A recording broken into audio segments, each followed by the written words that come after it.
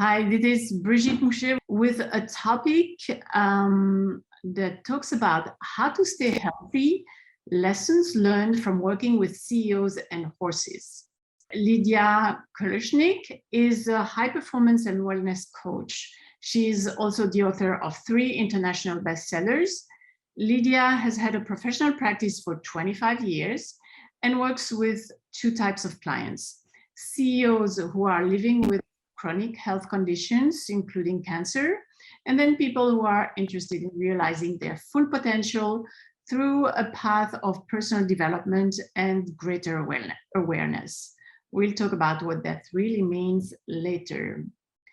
Lidia has also been working with horses for 23 years, and we'll have the opportunity to learn more about that as well. The interesting thing is that CEOs and horses actually have a lot in common. So Lidia, welcome. Well, thank you. It's an honor and pleasure to be here with you today. So alignment with who I am and what I do and how I live, which actually started at the age of 10 when I declared that I would never be sick or tired again or dependent on others. So I started my path of personal development and reclaiming my sovereignty many years ago. Okay, very good. We are talking a lot about that these days. So let's see what we can learn from your experience with CEOs and horses. I love horses, and I know I'm not the only one. So to get started, I'd like to start with the quote that I chose for this interview, and that quote comes from you. We get sick because we live beyond our capacity. I think this seems extremely simple, but I think it's very powerful. So I'd love for you to explain what you mean by that. And I think it would be a great introduction for our topic. Go for it. Well, absolutely. Yeah, no, absolutely. And thank you for sharing that quote. And I came to that realization as an expression really of universal principles that I work with in my own healing and with clients, as you mentioned, for the last 25 years, supporting them in helping them resolve their chronic health conditions, but also mastering their inner power so they can achieve their goals without being depleted, so that they have strong, stable energy and can have a consistent, stable life without the ups and downs and highs and lows of exhaustion. So I realized that the number one principle, I call it my capacity principle of conscious leadership and success, is to keep a strong core energy so that we can discern and deflect external stressors in a way where we're not depleted, drained, distracted, or burdened by the external circumstances of our world. And then ultimately, those external circumstances become inconsequential to who we are and how we feel, and we become the captain of our ship. And we can navigate really through any storm, through any difficult circumstance, by being what I call centered, connected, and conscious, and then really be the conscious leaders of our own life and be able to lead others to their own self-empowerment. Okay, that sounds like a good program, but can you tell us more about how you can achieve that? Because it's all good in theory. Can you give us a little more detail? Well, absolutely. So I work with clients in the capacity principle to help them tune into the cues that the body and mind naturally send us all the time to let us know that we're close to, our limit or our energetic capacity. And I call them flashing red light indicators. So they're very much like the flashing red lights in the dashboard of your car. And so the gas light might come on, or the brake light, or the engine light, or the tire light. And the car is telling you before it breaks down that something's out of balance. And our mind and body do the same thing. So if we keep driving the car, let's say with a flat tire, At first, we can drive the car with using our mental, like mind over matter type of principle, from an intellectual kind of place. But eventually it's draining mentally and physically. And eventually the car collapses or crashes because everything that starts to break down with one flat tire. So we call the collapsing or crashing of our vehicle the collapsing or crashing of our fundamental life force or our core energy, which leads to illness. Or in the modern day, we talk about being vulnerable to mind control.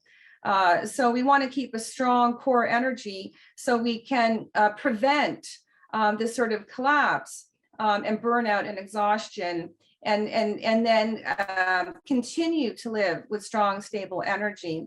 So there are 4 basic questions that I ask clients to consider throughout the day when they're trying to determine if they've reached their limit. And the first question is, what do I say? So our capacity expression. And so there's often an expression we say when we're starting to feel out of balance. So it could be, I can't believe this is happening again, or I can't believe he or she did that. And for the CEO clients and high achieving clients I work with, they often say, I never have enough time, because they're great visionaries and they're always being called to, to do more and live more and be more. And there's always something more on the horizon, that is really a calling to do. But we want to make sure our energy can match that. And we want to balance our energy so we can achieve those things. The other question I ask clients to consider is, what do I feel? So do you feel a physical pain when you know you've reached your limit, or is there a mental emotional response like frustration or even anger that can happen? And for me, I have a sense of feeling resentful, and then I go into frustration. Or for me, I feel my kidneys start to get a little bit tight. So those are my flashing red light indicators for me to slow down and then just pull back. It doesn't have to be anything really big, to just pause and consider, should I go forward? Should I take a break, go for a walk, do some deep breathing, that sort of thing. And then the third question is then exactly what I mentioned, what do I do? So what do I say? What do I feel? And what do I do? And then do I continue on knowing that I have to slow down later, but I have a deadline, I have responsibilities, I have to get things done in the short term, or can I pause and start to rejuvenate my energy before it gets really depleted? And then the fourth question is, what do I create? So what kind of lifestyle in life do I really want to create? Do I want to have a life of ups and downs, of energy and the real expense of time, energy, and money, and constantly recovering my energy? Or do I want a stable lifestyle where I can easily manifest what I want to do without that pull of depletion? Yeah, I like that. And especially the last question, because it gives people an idea, or the idea that they really don't want that lifestyle anymore, that situation, that being caught into this, it's very unpleasant. And my experience with change, everybody knows it's the most difficult thing in life is to make an important change. And so it's only when it's bad enough that people are willing to change. Otherwise, no, it's easier to try one more time. And so unless you make that realization that, this is really not what I want for my life, then nobody is going to make any change. So I think your 4 questions really cover the whole spectrum of awareness, maybe, right? It's being totally aware of what's going on. So thank you. Well, absolutely. Yes, it's awareness and the whole concept of balance in a very fundamental way, in a way that recognizes that we're more than intellectual beings. We're physical, mental, emotional, spiritual. Yes. So a more holistic model. And that's all founded in the understanding of the universal principle that everything is energy. and that we're energetic beings. So if we can identify how to support ourselves from the inside out energetically for those 4 pillars, and really come to the awareness to respect that, to respect that we need to rejuvenate and regenerate regularly, just like you would, take care of your car, or anything else that's important to you, and not take our health for granted. And then we can stay healthy and release the old model of crash and burn, because we don't need to do that anymore, as we evolve right through this paradigm shift. Yeah. So yeah, around me, I've seen in Europe, even more than in the US, so many people with burnout over the last, let's say, 4 or 5 years. So many people. So that really forced them to look at what they were doing and make a drastic change. But we don't need to go through a burnout to make changes. So, so I would love for you to talk about, what does the typical CEO looks like who is interested in working with you? I think it would be interesting for people to see if they recognize themselves in that picture. Well, usually they're men and women over 50 who know who they are and they know what they want and they're looking for the best way to achieve it. And in my case, when they come to me, they are looking to get to the next level in their health, in some way, either because they've had a wake-up call and they've had a serious health diagnosis, or they finally want to cross the finishing line and resolve, a chronic health condition they've been dealing with, or they just have the realization that, wow, health really is important as a foundational pillar for creating and sustaining my wealth, my business, my empire that I've created. And I really want to learn how to stay healthy and have strong, stable energy, so I can continue on with my vision, with my mission on the planet. Mm-hmm. Okay, so that's what they come to you with, that in mind, that idea in mind. But what would you say? Could you describe their life, and what would you say were if you could pinpoint, okay, they did this wrong, and I don't want to emphasize what was wrong, but can you describe what they were doing that was not healthy? Well, generally there's a sort of the mind over matter, as I mentioned before, that they are very powerful. They're born powerful, and they've been able to accomplish a lot by being very mentally focused, and recognizing that ultimately they have a limitless life if they can step up and meet their own high expectations. And they sometimes forget, and often forget, to bring in supports, fundamental basic supports for their health. And they ignore those flashing red light indicators and start to bring in symptomatic relief through either, medication, short-term medication, or just ignore the fact that they're driving with a flat tire until there's some sort of wake-up call in some way, shape, or form. So I always say every strength can be a weakness. And so their inherent strength that has led them to be successful in many areas of their lives, when it's out of balance, can become their greatest weakness. And so one of the principles I work with clients is you're only as strong as your weakest link. Mm-hmm. Okay, so we could describe them as high achievers, adrenaline junkies, that kind of character. Well, I think they consider themselves high achievers. I don't know if they consider themselves adrenaline junkies, but they have the ability to manifest, and they've done that very well, but they are getting depleted at some point in their life and not necessarily acknowledging it until, there's something happens, or until they just realize for some reason that I can do more and be more and live more and support what I'm doing in a greater and longer way by learning really the fundamentals of health especially how to have strong, stable energy, as I mentioned, that feeds the mind, body, and spirit. Mm-hmm. I see. Okay, so so then how can you help your clients rebuild their energy and get all the energy they need to do whatever they still want to do? Can you talk about that? Yeah, well, there are many. Yeah, sure, absolutely. There are many ways to do that. And of course, the first thing I'm going to mention is my capacity principle, that great awareness in those 3 steps of change: awareness, acceptance, and action. And first of all, the awareness that our core energy has to feed all aspects of our being.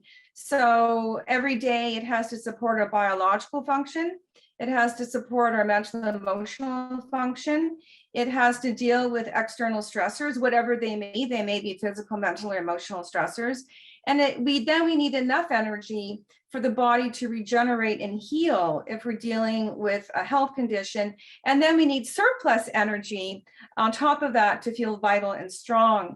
And so first, the awareness that is really important, and to take the time out to either rest, get good sleep, have good nutrition, do gentle exercise that doesn't take us beyond our capacity, where we can become very depleted. And each person tunes into that, and I support clients in helping them identify often the best exercise. And then in my own private practice, I specialized in holistic coaching, and the high performance and wellness coaching is an aspect of that, in healing foods. So healing foods that can be added to any diet, any approach to nutrition, things like miso and miso soup that not only cleanses but strengthens the body and creates a frequency where it can actually, these special healing foods can actually help deflect things like 5G and radiation. During World War II, when the atomic bombings in Japan, people eating these foods not only didn't die, they didn't get sick when other people around them were really suffering. And things like a white Chinese radish, the daikon radish, that's the master fat dissolver, not just for surface fat, but also for saturated fats, calcifications, for example, around the pineal gland and in the endocrine system that short circuit the flow of energy in the body. And as we all know, if there's calcification around the pineal gland in the brain, then it's hard to have that intuition, that connection to infinite energy, that connection to divine guidance. And so these healing foods can be incorporated, as I mentioned, to any diet or lifestyle, just added in. And then also anything to do with energy principles, ancient principles that are part of the capacity principle, like everything that has a front has a back. The bigger the front, the bigger the back.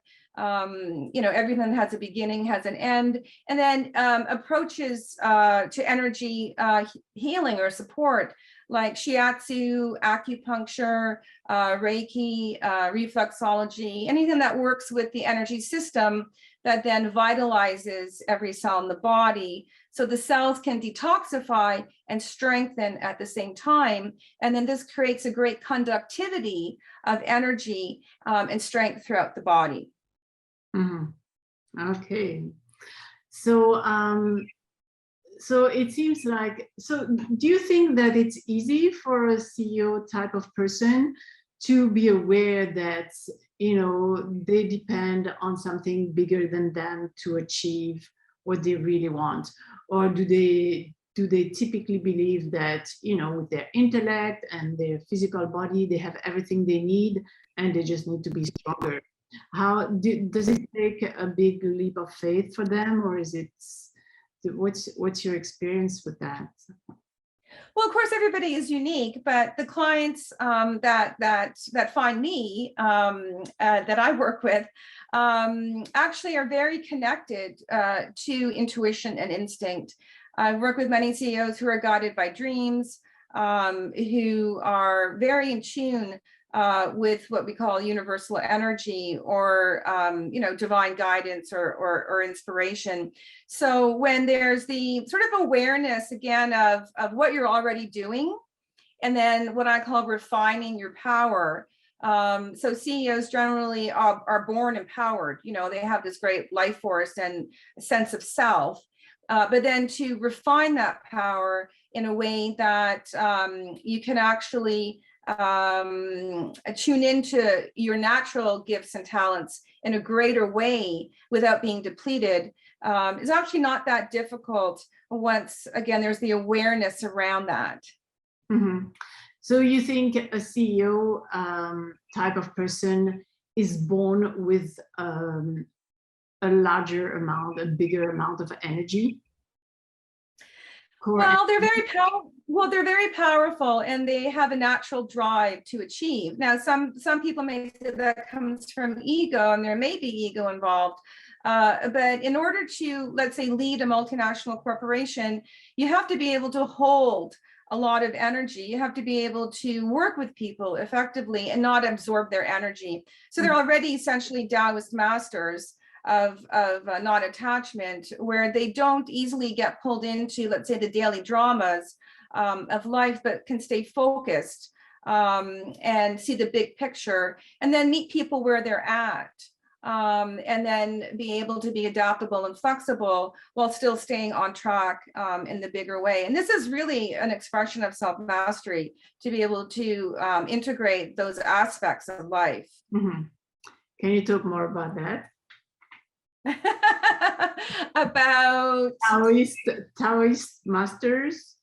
And Taoist non-attachment. Yeah, Taoist masters of non-attachment. And I don't know if it's the time to bring in the other topic, the horses, or not, because I know. Sure, yeah, we could do that.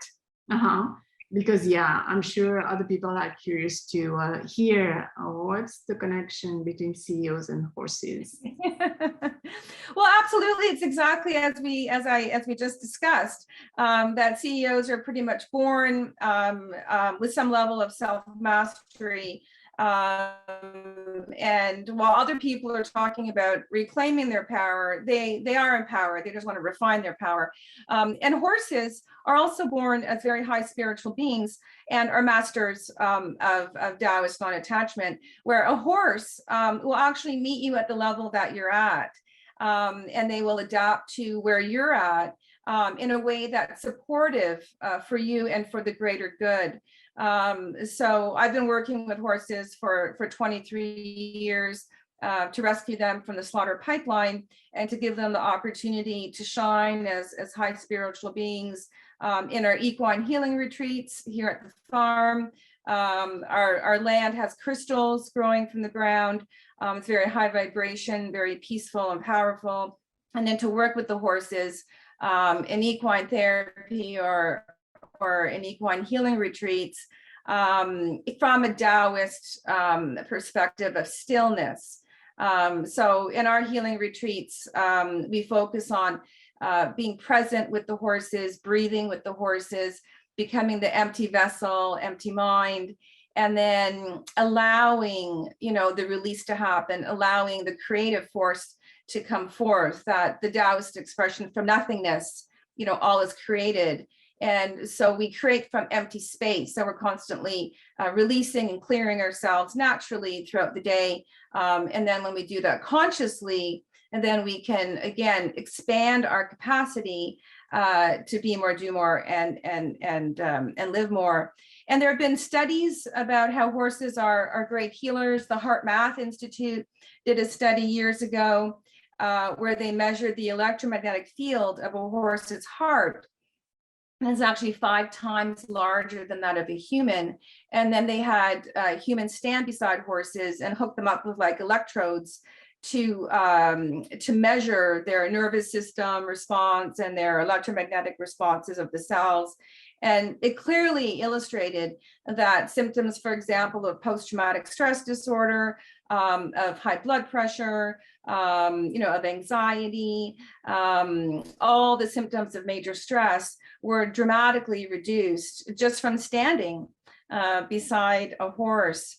So our approach is to say for every horse that we can save, there's an opportunity to help heal 5 humans. So imagine if 1 million horses were saved from slaughter, there'd be 5 million opportunities for humans to heal and be more whole, more empowered and centered, connected and conscious in their own lives. Mm-hmm. Nice. So, so what you would gain the most from spending time with a horse is really feeling viscerally almost what presence mean. Would you agree with that? Absolutely, absolutely. And that presence is the empty mind, empty vessel. And we don't have to do formal meditation techniques. The goal of all meditation is just to have an empty mind, even for a moment or two. And being with horses brings us that opportunity of relief of stress, relief of fatigue, and then allows us to return to our natural center and then bring in our creative life force. So for myself, it's so noticeable. And anybody who has ever, let's say, hung out with horses with no agenda, to just be with them. I remember William Shatner wrote a book talking about it, and Mary Tyler Moore talked about it with her horses. You might be tired and frustrated or drained, and you think, oh yeah, I have to go to the barn, and I'm kind of tired.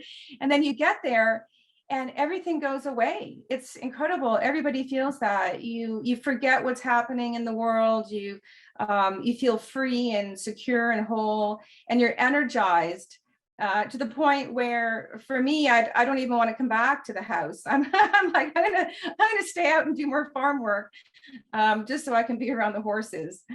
Yeah, so the body enjoys that state, and then everything flows better and we feel better, right?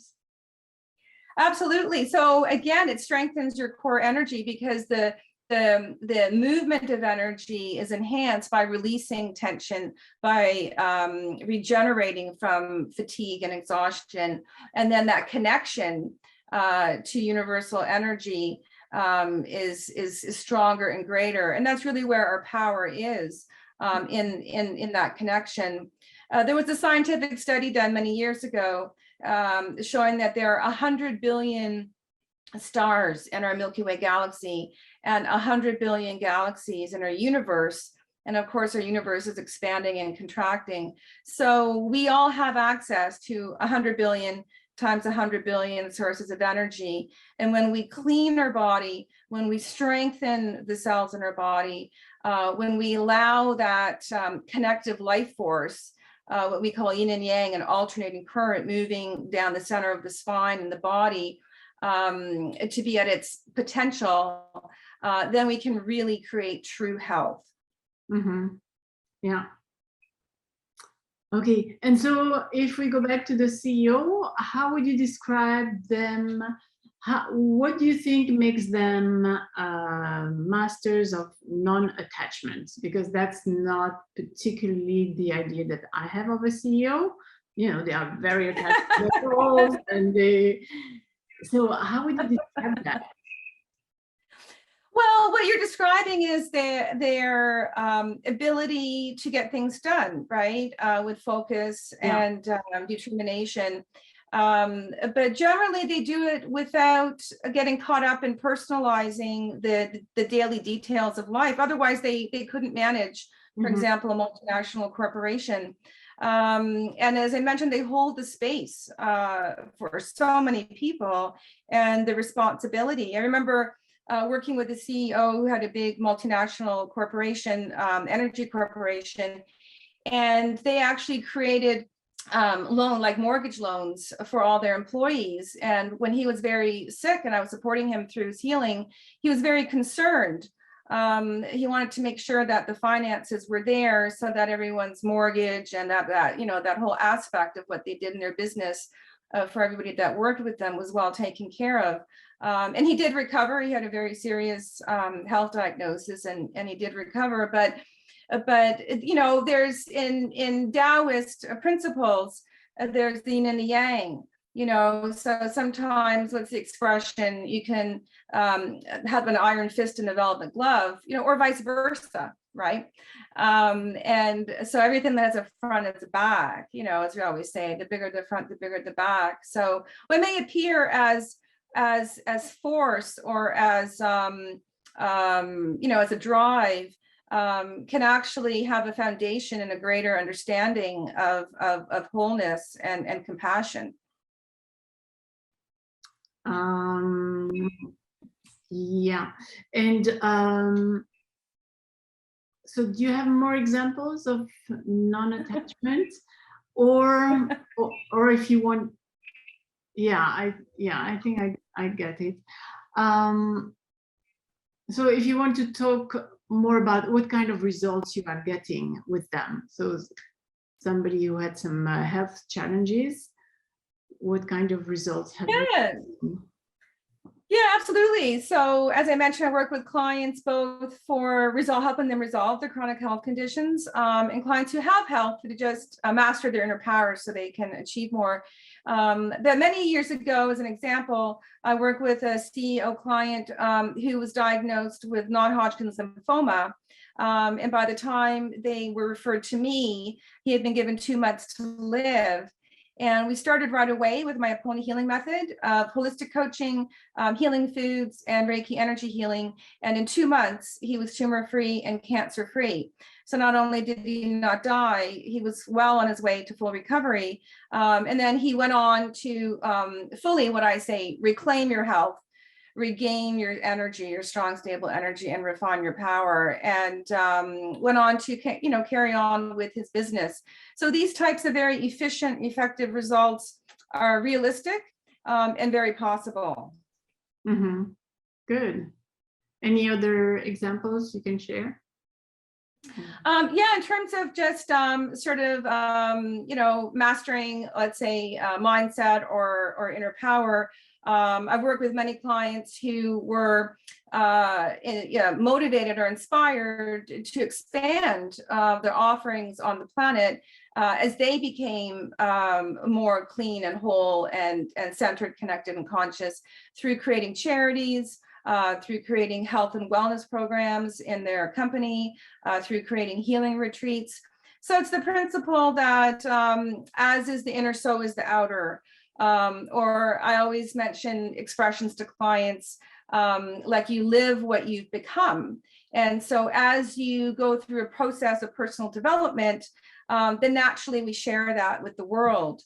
So if we create a tree with a strong trunk, it's easy to grow more branches, to help others and to help the world.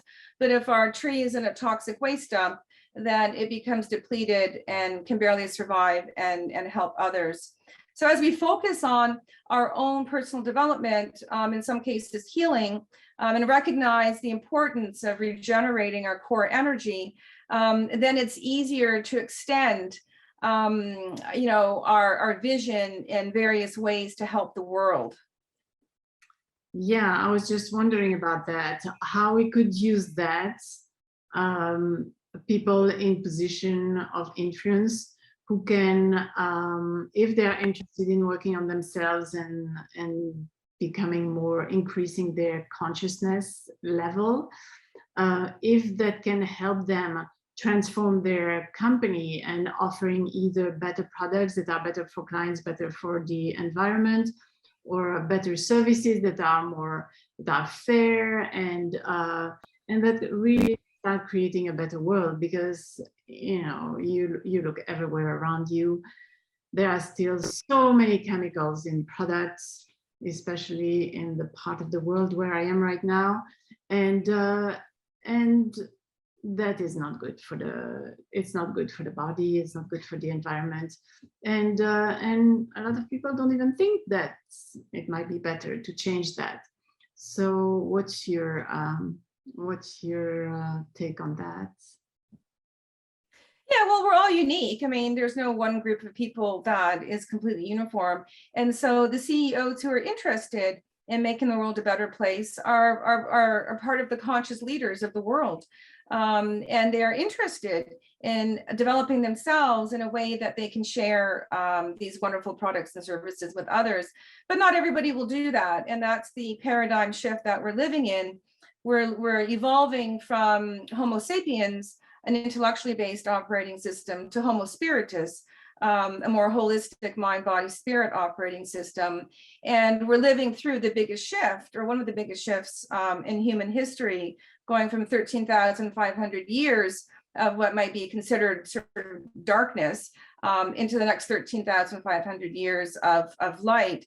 And those of us who are interested in personal development and achieving our potential are the conscious leaders that have our feet, in both worlds, just personally or as leaders, political or economic or corporate leaders, to help make this transition into a greater world. So some people will be interested and some people won't. But for those who are, there's incredible opportunity right now on the planet in the midst of everything that we're going through to really be able to expand your capacity and your inner strength in a sustainable way, where you can really lead with confidence in the midst of any uncertainty. Mm-hmm. Yeah. So to come back to our topic of lessons learned about how to stay healthy by working with CEOs and horses, could you summarize again the biggest lessons that you personally learned by working with all those CEO clients and horses? I know the capacity principle is part of it, but say that. maybe there will be some new ideas that can help people get it. Well, if we start with the capacity principle of knowing your limit and living within it, I mean, horses in nature, for example, never live beyond their capacity. It's only the human, construct of what horses should be doing for us that ends up having them depleted, for example. So from horses, we can certainly learn that it's okay to slow down. It's okay to have some time out. And the definition of achievement, is evolving, or success, is evolving. And success doesn't have to be material accomplishment. It can be a deep relationship with oneself and having a compassionate life and living principles of what we call the new paradigm of light, where we could see ourselves as all connected and in one energy field of love and support, but certainly being centered. So for anyone to go forward and heal and to continue to develop themselves, then we want to be centered, or what I call grounded, energized, and focused. And of course, that is all sort of encompassed in the capacity principle, because we really don't want to continue to push ourselves to the point of collapse. We want to be able to feel okay with balancing ourselves before we're at a place of almost exhaustion, and then you're just not effective anymore, at that place. And so really being centered in our core energy, and then connected to our power and to infinite energy, and then to be conscious, to make a choice. It's my choice if I want to be conscious and have greater awareness of my beliefs, of my actions, my choices, of who I am, of why I'm here. Am I here living my, what I call my God-given role and responsibility to be a humane, conscious steward of the planet? Am I living in alignment, with that? All of these things are very critical in terms of reclaiming health and maintaining health. Yeah, very good. Can you explain what's your definition of being centered? Because I remember a long time ago, I used to be really upset because everybody is using that term and I had no idea what it meant. So for those who are not used to that kind of language, can you describe what it means to be centered? Well, as I've been mentioning the other three words, being grounded, having energy, and being focused. And it's hard to be centered, to be that tree, you know, that trunk of the tree in the middle of the storm when our roots aren't grounded, right, in the soil, when we feel depleted, and when we can't focus. So when we're centered and we're essentially grounded, energized, and focused, then we don't have as much fear and we're not as vulnerable to external stressors. So, you know, we don't feel the overwhelm that can happen when our energy field is more fragmented. Yeah. Yeah, so grounded was the other term that drove me crazy because I had no idea what does that mean. Can you explain? Well, on a functional level, now a lot of people are doing what's called earthing and walking, for example, barefoot on the ground. And there are healing retreats with forest bathing, and we do grounding and earthing outside here at our healing retreat center as well. But if you're not outside, you know, walking barefoot on the grass, for example, that's a nice analogy. You know, people always give the analogy of grounding into the earth, is to be able to breathe into your center and then feel a connection to yourself. And then be aware. Where is your center? Sorry, I'm asking questions to help. That's okay. No, that's okay. So we have different centers. So for grounding, the center around the belly button, called the hara, is a place to ground your physical energy. So the hara in ancient Oriental medicine is the center of your physical being, and your forehead is the center of your spiritual consciousness, and your throat is the center of the unification of mind and body. So there's an ancient expression that your destiny is determined by what you say here and what you eat, right?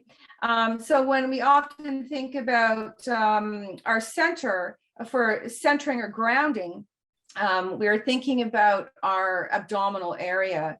And there are many, many breathing exercises and techniques to bring life force into there. And then the energy from the hara goes directly into the legs and the feet.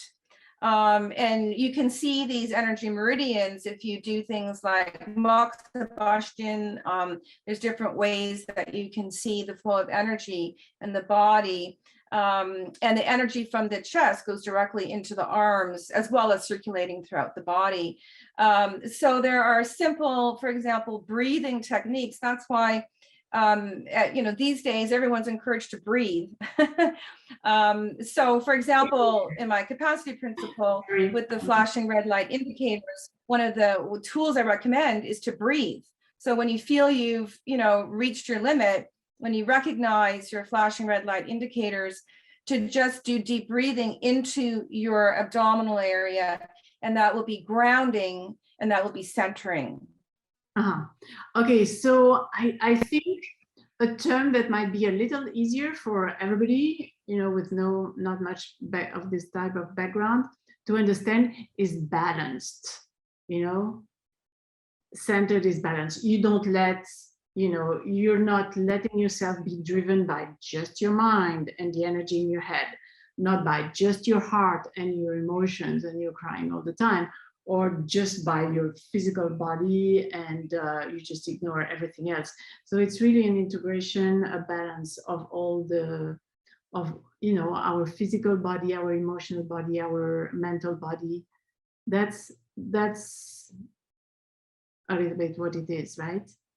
Would you say so? Absolutely. And the word balance is another one of those words, you know, that has been around for a long time, and a lot of people don't really know what it means to them personally, you know. So when I work with clients, I meet clients where they're at, and see what feels right for them as to how they want to define those terms, and then how they would like to bring in self-care tools to support them in that. So exactly as you're saying, everybody will have a different instinctual perception of these terms, and then we want to own them for ourselves and empower ourselves with tools that support that, so we ultimately own our power. Yeah. Okay, so and then in terms of results, have you seen either CEOs or horses just, you know, expand,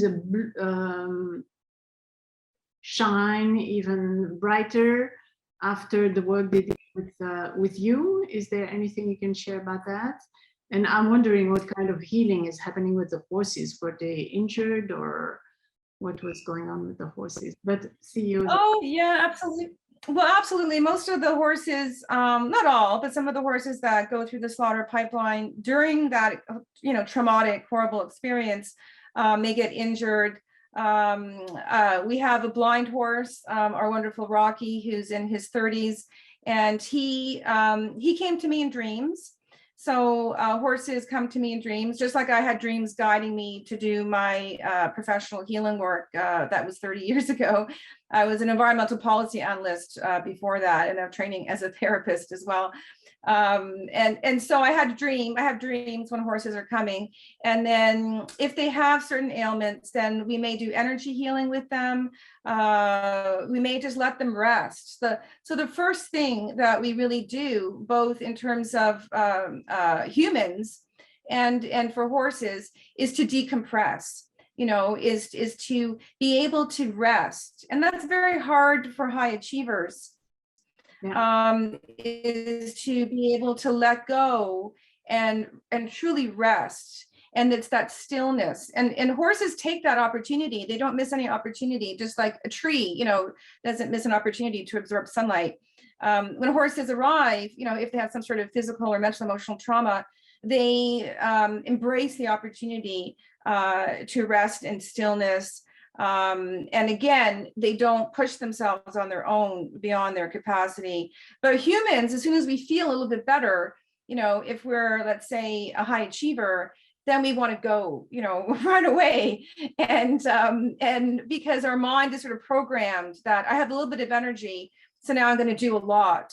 And this is the biggest challenge that I work with clients, whether they're coming out of a serious health condition and they're feeling great, and they want to exercise and work out and go back to the gym, which they can do eventually, but it's a process of managing your energy and your health, and then again, being able to tune into yourself so that after you've recovered, then you don't get depleted again.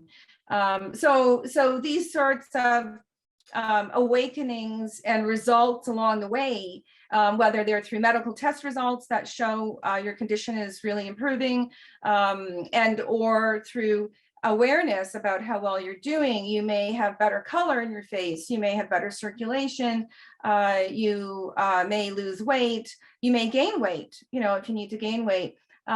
These are all indications that you're starting to come into alignment and you start to glow, you know, as you're saying. And I would say energy never lies. You can't fool Mother Nature. So our intellect can play games, but our state of being never lies. Mm-hmm. Okay. Well, I think this, this was a very interesting conversation. Is there anything else you want to add before we close? Of course, we want to know where people can find you and things like that. But is there any other idea about how to stay healthy? Any other last piece of advice? Well, we have to know that we're worth it, right? that in terms of animals, let's say horses and CEOs, the thing we're talking about, they have an inherent sense of self-worth. You know, horses don't, as I mentioned, reject an opportunity to heal or to balance themselves. And to value then from self-worth, to value health, that health is a fundamental pillar to achieve anything in life. And to find the right approach for you. And that's why I love coaching clients and helping them find their own solutions. So it may be that they utilize the healing foods and the Reiki energy support that I provide, or it may just be the coaching services that I provide to help them find a path forward that's right for them.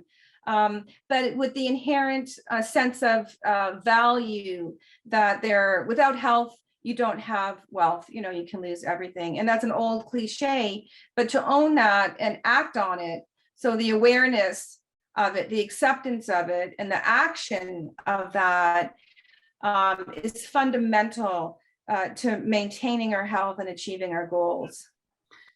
Yeah, I think that the first time that I hear that about health, usually you hear that idea of worthiness about, you know, finding the right relationship, right? You need to feel worthy of that.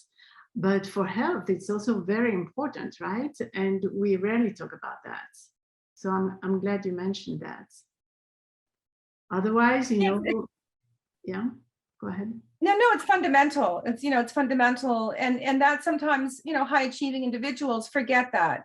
They take their health for granted. Maybe they've never been chronically ill. You know, maybe they've never had a struggle in recovering their health. Mm-hmm. And they just go and they think, you know, oh, I'll go on vacation, but they're still texting, you know, and, you know, they're still, you know, drinking too much alcohol on their vacation, you know, that sort of thing. And they think, oh, well, you know, I'm okay now and I'll just get back to it. And this is really a very dangerous way to live, both personally and in one's collective role as a conscious leader.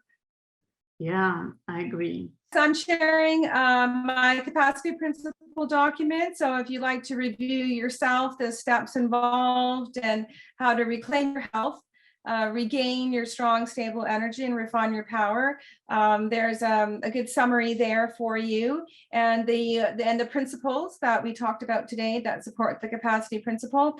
And my website, AponaHealingMethod.com. So APONA healingmethod.com.